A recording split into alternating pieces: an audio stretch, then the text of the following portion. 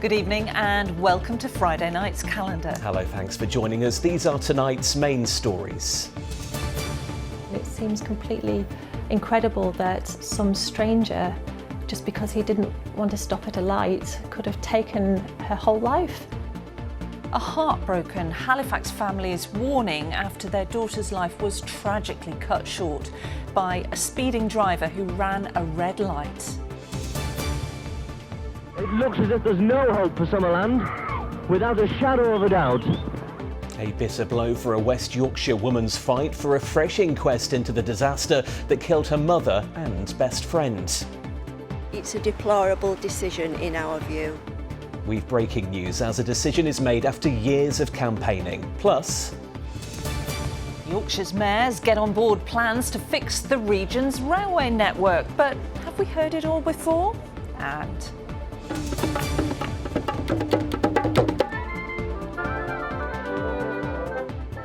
why Bradford will be filled with the sound of music this weekend, from the moors to the city centre.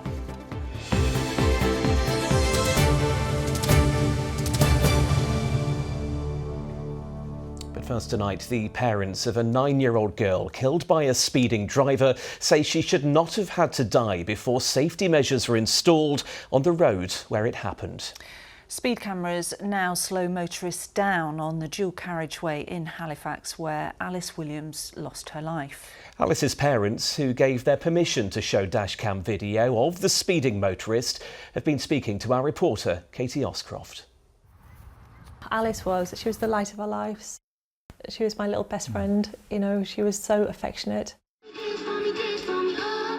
She was always hugging you or stroking you or holding your hand or telling you she loved you. You know, you were never in any doubt that Alice cared for you. Alice Williams was crossing the road with her mother and younger brother almost 2 years ago on the way to the school fair. The Pelican crossing lights turned red, and from the left the family started to cross. Other cars slowed to a standstill, but Kadi Hussain carried on driving at almost 20 miles an hour above the speed limit. He's now serving 8 years and 4 months in jail. Alice she took a few steps out ahead because she wanted to get to the other side quickly, you know, so that we did it while the green man was still there. And she was just being lifted at top speed by a car. She was flying. Since Alice's death, cameras have been installed, prompting motorists to slow down as they approach the crossing where she was killed. Campaigners, which now includes the little girl's family, want measures like this to be put in place before someone loses their life. We need to be preventative rather than reactive. I know that a number of changes were introduced after Alice was killed, but that was obviously too late for her. So we need to stop looking at killed and seriously injured data only and start looking at things like near misses. So we clearly have so much more to do. So I really welcome this government's commitment to a road safety strategy, so we don't have to sort of be reactive and we can get to the root causes of these dangerous, reckless drivers that take away such a young life like Alice. I really hope I can do my best to continue listening to the family, speaking up for them, making sure their voices are heard and making sure that Alice is remembered in the way that they want her to be as well. Oh, look at that. Is that in your album? The couple and their 8-year-old son raised money for the charity Road Peace and want drivers to install dashcams and, together with pedestrians, to report near misses in order to make a stronger case for speed cameras. We feel other people shouldn't have to go through what we have. It's anything we can do to support them, as well as pay them back for all the support they've given us. The Department for Transport says it's developing a new road safety strategy, and Calderdale Council says it recognises the importance of traffic management to reduce deaths. I do feel like Alice has been sacrificed to get those cameras to be the proof that they were needed, and it doesn't feel good. Alice's family says she shouldn't have had to die to highlight the dangers of crossing a road. It seems completely incredible that some stranger, just because he didn't want to stop at a light, could have taken her whole life. I spent so much time at that cemetery and talked to her and tried to make it pretty because, you know, she loved things being pretty. And that was Alice's parents, Claire and Chris, ending that report by Katie Oscroft. A Huddersfield woman who watched her mother and best friend die in a fire disaster 50 years ago says she's devastated after being dealt a bitter blow in her long fight for justice. Jackie Hallam still suffers flashbacks after the horrific blaze at the Summerland holiday complex on the Isle of Man, in which 50 people died. For decades, Jackie's led a campaign for fresh inquests into those deaths. But ITV News can exclusively reveal that the island's Attorney General is to turn down that request. Joshua Stokes reports. It looks as if there's no hope for Summerland, without a shadow of a doubt. Like so many caught in the Summerland Fire, it's taken decades for Jackie Hallam to speak about that fateful night. And then the fireballs started coming down from the ceiling. And it was just raining fire.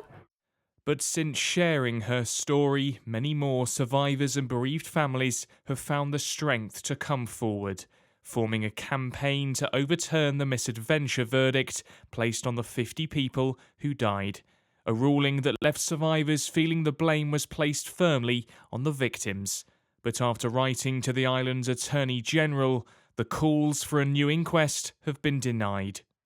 The Chief Minister has claimed that it was time to look Summerland squarely in the face, and they've chosen not to do so. The Isle of Man has said no, and this is it's a deplorable decision in our view. Writing to the campaign's lawyer, the Attorney General said he was unable to grant a new inquest due to a lack of fresh evidence. He added the families may have misunderstood the meaning of misadventure, saying the legal definition refers to one person unintentionally leading to the death of another. But it does not, he says, place the blame on those who died. This does not end here. We will be taking this to be challenged before the High Court. This decision, we will be challenging this decision, and the pursuit for justice goes on as far as our campaign is concerned. We need answers. For 51 years we have waited for answers, and the truth needs to be out there. But here on the Isle of Man, the answer is no. A stance that sends out a clear message across the Irish Sea as the families now prepare to travel to the High Court in London, determined to fight on. Joshua Stokes, ITV News, Douglas. Some more of the day's news now, and MPs across our region have been debating proposed changes to the assisted dying law in Parliament. Too many have seen their terminally ill loved ones take their own lives out of desperation. The bill tabled by Spen Valley MP Kim Leadbeater returned to the Commons today after changes were made by a committee. Opponents fear there aren't enough safeguards in place, but the Harrogate and Knaresborough MP Tom Gordon says the legislation has been strengthened. We accepted a number of amendments from opposition members to those who voted against assisted dying. We've now ended up with a really comprehensive system, one which will check for coercion and consent and capacity repeatedly throughout that process. So I feel that it will be a massive cultural switch in the whole of society. I do also have concerns about safeguards. So although there will be people who are without coercion in any way, they're choosing assisted dying, there will also be people who it's very difficult to pick up that it's coercion. A level crossing in Barnsley has been closed after what's been described as truly shocking misuse. Barnsley Council has approved an emergency 3-week closure order for the Wilthorpe footpath crossing. It's after 15 incidents in the past 8 weeks, including people closing the gates to prevent others from leaving the track and even posing for photographs on the live rail. Network Rail has apologised for the inconvenience but says safety is its top priority. And manufacturers in South Yorkshire say they urgently need a long-term plan from the government to support the industry. The sector has the highest energy costs in the whole of Europe, according to Sheffield's Master Cutler, who acts as an ambassador of the industry. He's calling for more help to meet those bills and for more British steel to be used in defence and infrastructure projects. The government says its industrial strategy will target the most promising sectors for the UK's future prosperity, including advanced manufacturing. We have around 20% of Yorkshire's economy is based on manufacturing, and that's something that can develop further. We can grow that even more, but in the whole of the UK, manufacturing is only 9%, and that needs to be much, much higher. We need to have one of the lowest electricity costs in the whole of Europe, as well as in a multi-tiered approach, focusing on defence and other infrastructure projects, using British-made products in those particular areas. You're watching Calendar, and still to come before 6:30. Can Scunthorpe United take a huge step towards promotion? Plus, what the hell just happened? Welcome to Basel, the home of Eurovision 2025. Well, fans from right across the region and the UK have been arriving this week for what is the biggest singing competition in the world. And it was sun for some today and also some clouds, so mixed fortunes, but we're on the scent of the weekend and I've got all the details coming up shortly, so stay with us. We're next to a pledge by Yorkshire's mayors to fix what they call the region's broken rail network as they put a £14 billion plan for investment to the government. the former Home Secretary and ex-Sheffield MP David Blunkett has joined forces with Yorkshire's Labour mayors to outline what they call a once-in-a-lifetime opportunity to improve rail connectivity in and around the region. Well, let's head to Sheffield train station and Michael Billington, who is there for us. Good evening, Michael. The mayors are asking for a significant amount of investment, aren't they? Yes, evening, Matt. That's right. £14 billion, as you say, but they say that that will help to deliver major improvements like increase to capacity here at Sheffield and Leeds train stations, new stations in places like Rotherham and Bradford, as well as at Leeds Bradford Airport, and station improvements in places like Malton and Scarborough, which the mayors claim will help to generate an extra £20 billion for Yorkshire's economy and create more than 80,000 new jobs. If we don't get the investment we need, we'll see this continuing decline between the north in general, but the east of the Pennines in particular, compared with the south of England and London. And that's not just bad for us individually, it's bad for our economy, for growth, for developing housing and employment. Yes, it all sounds quite familiar, Michael. Haven't we heard something before on this? Yeah, there's been a fair few of these kinds of plans in the last few years, haven't there? In fact, I asked Lord Blunkett today why, when he was a Sheffield MP some 20-odd years ago, his Labour government wasn't able to bring about some of these kinds of changes. He admitted back then that there were some broken promises. Today, though, the West Yorkshire Mayor, Tracy Brabin, said that the current government recognises just how strongly passengers feel about their rail network. We have a phased offer to government, and I know that it's going to be difficult for Heidi Alexander to make those choices, but we have been so poorly served for decades. We are running on Victorian infrastructure with ambitions to do so much more. Well, for their part, the Department for Transport say that they are investing in things like the Trans-Pennine route upgrade and are making progress on Northern Powerhouse Rail. We will continue to work with local leaders, they say, to improve rail connectivity. But after years of pledges, you might forgive some passengers here from saying that they will believe that when they see it. Indeed. Michael Billington in Sheffield, thank you very much.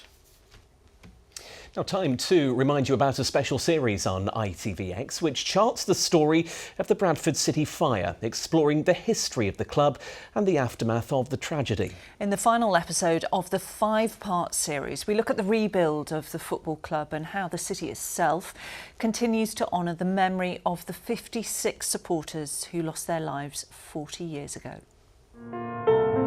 It showed the heart of Bradford. Now Bradford has now been appointed to a high place nationally, and anybody who now comes to Bradford and sees it in its fullness, and its fullness of pity and love and continuation of remembrance. I think it's something that ought to be remembered so that people realise how Bradford came together. Bradford doesn't always have the best reputation, but there's a lot of good people there.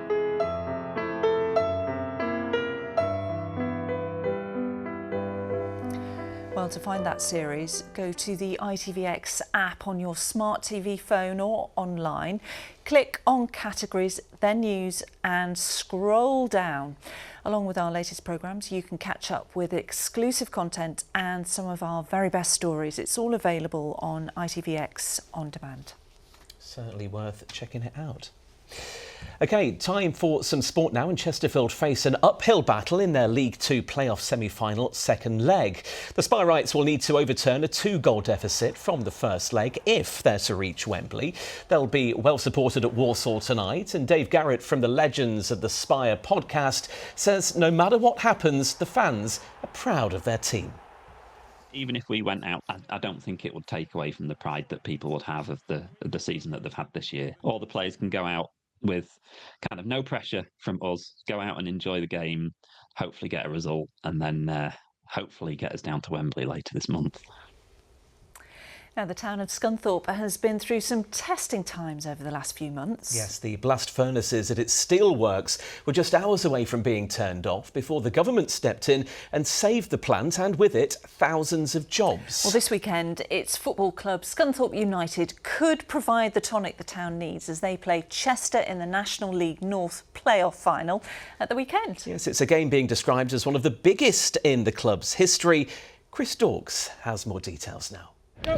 Scunthorpe United have had some pretty big hurdles to get over in recent years. Victory over Chester in the National League North playoff final on Sunday might seem like a small step for some, but it'd be a giant leap for the Iron. Throughout your career, you don't get many promotions. You're probably maybe 3 or 4 throughout your career, so you really need to enjoy the opportunity, and it's a great opportunity to get promoted at home in front of 9,000 people, so it should be a great day for us. Excitement, nerves, obviously there are going to be nerves at some point, because it's such a massive game, but yeah, obviously at the end of the day it's a football game, so we're excited to play. There could be a record crowd down at Glanford Park on Sunday, eclipsing the 9,077 who were here to see Scunthorpe play Manchester United in 2010. For Chair Michelle Harness, it's a sign of the progress made since she helped rescue the club 18 months ago. We have got now a good fan base, a solid fan base. They now believe that Scunthorpe United is and belongs to the town, the fans, we're just really custodians, and, eventually, you hand it over to the next person, somebody that can push it on again. Of course, it's not too long ago that Scunthorpe were competing against the likes of Leeds, Hull and Sheffield United. The fall from grace has been quite spectacular, but victory on Sunday could be the first step on a recovery felt not only here, but throughout the town as well.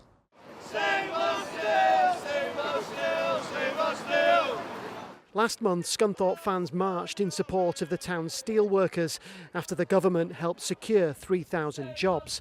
Alex Cole from the Iron Brew podcast believes many of those will be here on Sunday. I think when the football club is winning, the town is winning, both economically, emotionally. So I think it's really, really exciting, and it's a great opportunity to put a smile back on the town. Scunthorpe Steelworks and Scunthorpe United come hand in hand. It always has done. Yeah, they play a big part in us. They're the support we've had throughout the year. So hopefully we reward them with some performance and a little bit of joy. Now it's down to these players to ensure Sunday is a fun day down here at Glanford Park. Chris Dawkes, ITV News, Scunthorpe. And we've got everything crossed for them, haven't we, as we well? have, even our toes. Big fingers crossed, yeah. Now, it is the TV talent contest that pulls in, get this, over 160 million viewers worldwide. And Eurovision fever is sweeping not only across Switzerland, but here at home as well. Apparently so. Remember when Harrogate played host to the competition back in 1982? It must have been amazing to have been in the audience. You'd have liked that, wouldn't you, Matt? I would have absolutely loved it, little party this weekend, barbecue, fancy dress optional, of course. This year the UK is being represented by the girl group Remember Monday. Our man Mike Pearce is in Switzerland. What the hell just happened? Remember Monday are representing us this year with their song What the Hell Just Happened, and hoping for plenty of votes tomorrow. We're so excited. It's so funny. There's not too much in the creative world that feels like a World Cup or, you know, the Euros or anything like that. So this does feel like the only equivalent, really. So we're going to try and bring it home. That's what we keep saying. Mike from Doncaster has long been a Eurovision fan. One night of the year when we could all sit around, have a good laugh together and really enjoy it. And it just gets into your DNA. It's a bit like a football club, really. You know, you start off watching a few matches and then before you know it, you're following them and you can't stop it any other way. I love our entry, I really do. It's fun, it's quirky. The women who sing are absolute stars. They've got such good vocals. If they get the staging right, I think we can do. I always say, expect the worst and hope for the best. Back in Switzerland, the countdown to the final is now well underway. They remember the charge? Yeah, I think that they're really good singers. I do genuinely believe we have a good shot. It's just, will the public like Remember Monday? Is it Eurovision enough, this song? Is it camp enough? Perhaps because there are other songs that I prefer, and that's why UK is not my favourite song this year. I will think UK is going to be on the 4th place this year, yeah? We know all the words. The hell just happened? Not very tuneful, but we try. Remember Monday, the three girls, the vocals, the harmonies, they are spectacular and they really stand out. They stand out surely enough for us to make it at last to the left side of the leaderboard. And so the stage is set. No one here really believes that Remember Monday will win. The group say they'll give it their best shot. We'll have to wait and see. The result is expected around 11 o'clock tomorrow night. Mike Pearce, ITV News, Basel, Switzerland. Yes, we'll have to watch them. Finally, to some culture a little bit closer to home. 36 hours of non-stop music is set to take place in Bradford at the weekend. The Bradford Progress is a musical journey through the city which has been developed as part of the City of Culture. And our Bradford reporter Amelia Beckett got a sneak preview at Saltaire. Banging the drum for music in all its forms. Winding their way through Roberts Park this morning, a rehearsal for a weekend of 36 hours of continuous music, twisting through Bradford's many landscapes.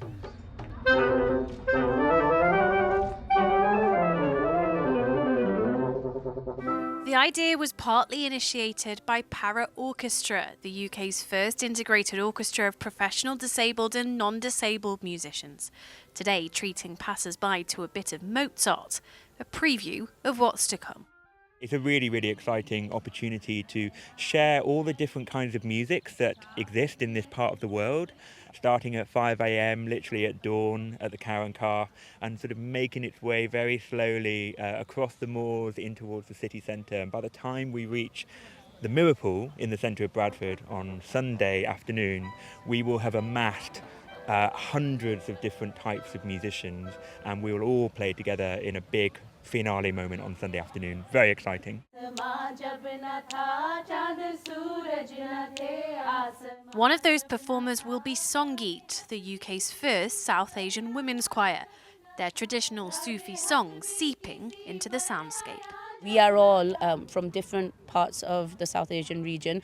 We all have different home languages, different faiths. So I think in this particular socio-political climate, I think it's really important that through music, which is quite a lot of fun, we are able to send a message of harmony and peace. And as the world's universal language, that was the hope of those behind the idea. So what do you hope people will take away from this? I hope they'll take away just enjoyment of music and being around other people making music and appreciating it. Yeah, the sheer joy of being a human being, and that we have this thing called music, our most universal language. Thank God we have music, yeah? So while these musicians might all be marching to different beats, their mission this weekend to prove they can all move in unison. Amelia Beckett, ITV News, Bradford. She gets the best jobs in the sunshine, doesn't she? does. Talking of the weather, here's Emma Jesson. A clear start makes way for a day of ancient discoveries. TUI sponsors ITV Yorkshire weather. Hello there, very good evening to you. Well, the weekend is here and it is looking fine. Notice I say fine. There will be some good sunny spells, especially further inland, but it will be cloudier at times, especially at the coast, and feeling cooler under that cloud as well. So let's investigate. It's still the same old story. High pressure in charge for the foreseeable future up to the north of us, and because the winds rotate clockwise around the high, you can see that that is what's drawing in this cloud from off the North Sea at the moment, but generally keeping things fine. Largely dry, although one or two bits and pieces of drizzle may pop up here and there over the next few days or nights. However, it's next weekend before we see anything significantly unsettled. But of course, that is a bank holiday weekend. Well, it would be. So let's focus on the immediate future. You can see the cloud at the coast tend to wash further inland over the next few hours and overnight, reaching all parts of our patch. Some mistiness in places, especially over higher ground, and also potentially a spit of drizzle out of any thicker cloud, mainly over the hills and also maybe through the North Yorkshire moors. The winds slightly falling out from what they were like today. Into tomorrow, sun's up just past 5 in the morning and sets about 9:05 in the evening. And as you'd expect, it's a cloudy start to the day. This will burn back to the coast, but there's a question mark over how quickly it's going to do that. So potentially our top temperatures could reach 20 Celsius, 68 Fahrenheit in Old Money, but it depends how quickly that cloud burns off. Always a little bit cooler at the coast where the cloud lingers, and slightly stronger breeze there as well. But the same thing happens overnight Saturday into Sunday too. So again, a cloudy start to Sunday, but again, the cloud burning back and some brightness developing, and really not feeling too bad. It's not going to be quite as breezy as it was today either, and the dry trend continues after that. That's your weather. Here's your pollen. TUI sponsors ITV Yorkshire weather.